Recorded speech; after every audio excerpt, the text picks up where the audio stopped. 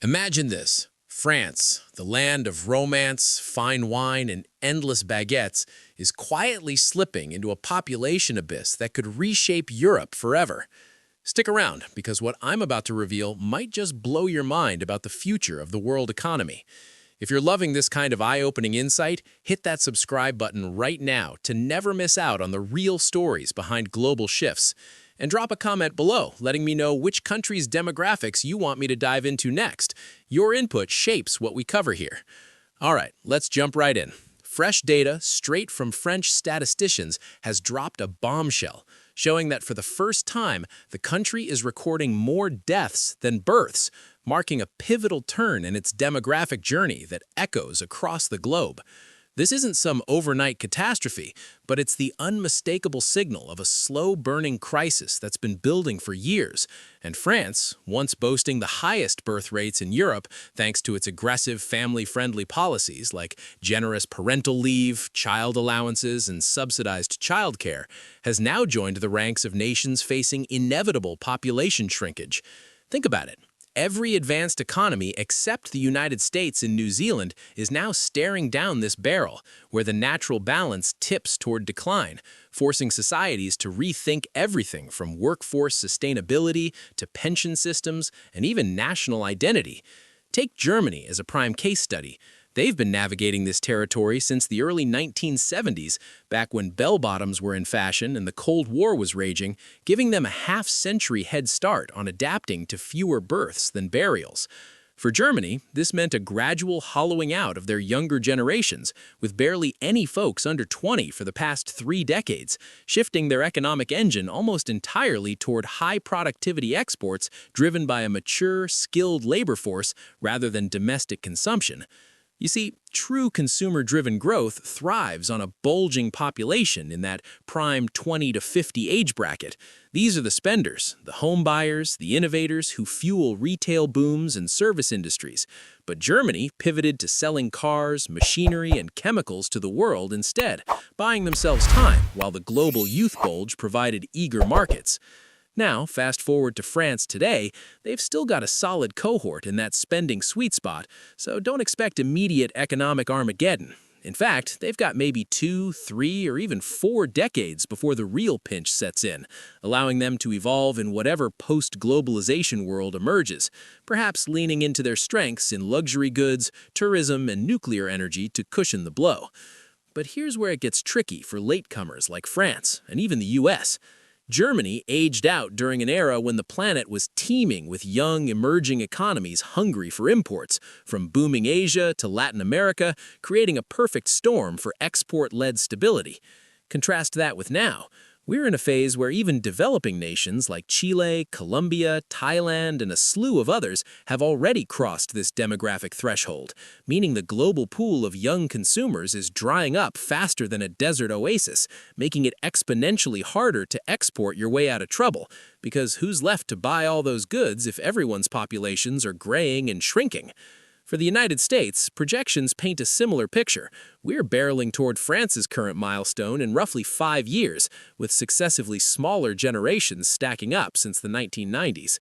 Exacerbated by recent policy shifts that clamp down on immigration, the very lifeline that has historically injected fresh demographic energy into our system, from waves of Europeans in the 19th century to Latin Americans and Asians in recent decades. Without that influx, last year's population growth likely flatlined at net zero, and by 2030, we'll be firmly in the more deaths than births camp through natural causes alone, kickstarting our own descent, though like Germany, this won't spell instant doom, but rather a protracted challenge spanning generations. Remember, demographics aren't destiny overnight. They're like a glacier, slow-moving but unstoppable once in motion, requiring an entire lifetime for the effects to fully percolate through society. From bulging retirement rolls straining Social Security to labor shortages in key sectors like healthcare, tech, and manufacturing. Italy provides another sobering example, having tipped into decline in the 1980s amid falling fertility rates tied to urbanization, women's workforce participation, and cultural shifts away from large families, leading to ghost towns in rural areas and a top-heavy age pyramid that's forced painful reforms, like raising retirement ages and courting foreign workers. Yet their economy chugs along through tourism, fashion, and high-end exports, albeit with growing inequality and regional divides. Japan, often called the poster child for demographic woes, hit this point even earlier, in the late 1970s, propelled by post-war baby booms fizzling out into ultra-low birth rates, below 1.3 children per woman, compounded by a cultural aversion to immigration and rigid work-life imbalances that discourage family formation. They've innovated with robotics to fill labor gaps, from elder care bots to automated factories, but face skyrocketing public debt from supporting an aging populace, with projections showing their population halving by century's end if trends hold. South Korea mirrors this acceleration, with birth rates plummeting to world record lows around 0.8, driven by intense education pressures, sky-high housing costs in Seoul, and gender imbalances from past preferences for sons, resulting in a society where young people delay or forego marriage altogether, hastening the demographic cliff and prompting government incentives like cash bonuses for babies and extended paternity leave, though uptake remains tepid. Now, pivoting to China, their official numbers claim they crossed into negative natural growth about 5 years back, but skeptics, and there are many given the opacity of their data, argue it happened closer to 15 years ago, masked by the lingering effects of the one-child policy, enforced from 1979 to 2015, which skewed sex ratios, accelerated aging, and left a massive gender gap with millions more men than women. Shockingly, their birth rate nosedived another 17% just last year, even without a major recession hitting, underscoring how cultural norms favoring small families, combined with economic pressures like the grueling 996 work culture and unaffordable urban living, are turbocharging their decline. Unlike Germany or Japan, China hasn't had the luxury of decades to prepare, facing a potential economic unraveling within this very decade as their working-age population shrinks by tens of millions annually, threatening the factory of the world model that powered their rise. This disparity in aging speeds is crucial. While some nations like Germany have trudged through this for 50 years, building buffers through technology and trade, others like China are sprinting toward the edge, with ripple effects on global supply chains, commodity demands, and geopolitical tensions, as a shrinking workforce could undermine their military ambitions and Belt and Road initiatives. Broader implications abound. In a world of dwindling youth, innovation might stall as fewer bright minds enter STEM fields, elder care becomes a booming yet strained industry, and real estate markets flip from boom to bust in depopulated regions, while immigration hotspots like the US and Canada could see intensified debates over borders, integration, and cultural preservation. Environmentally, there's a silver lining. Fewer people might ease pressures on resources, reducing carbon footprints and aiding climate goals, but only if consumption patterns shift towards sustainability rather than overcompensation by the wealthy elderly.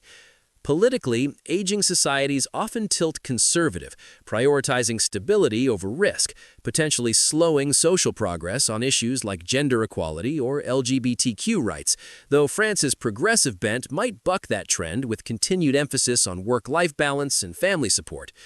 Economically, the shift demands reinvention. Germany might pioneer AI-driven manufacturing to compensate for labor shortages.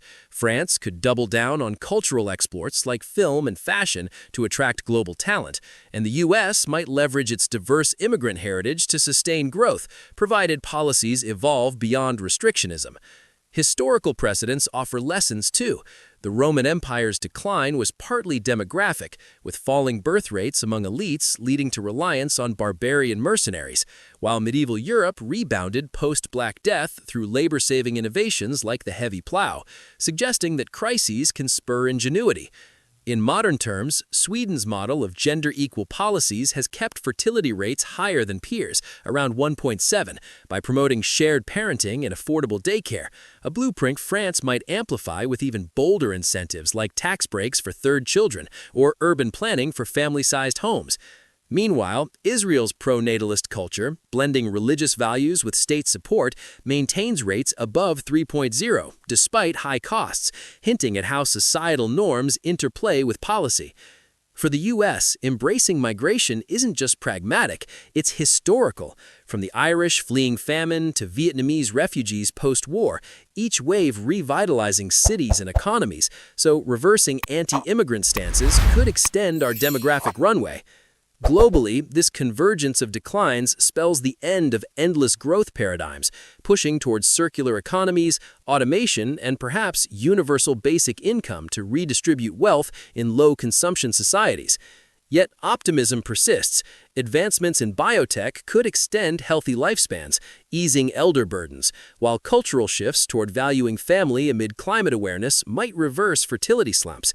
In essence, France's milestone isn't a death knell, but a wake-up call, urging proactive adaptation in a world where youth is no longer infinite, and the nations that innovate fastest, be it through tech, policy, or migration, will thrive in the coming era of demographic maturity. So, as we wrap this up, remember, these trends aren't abstract. They shape jobs, investments, and daily life, so stay informed. And if this sparked your curiosity, smash that like button to help spread the word.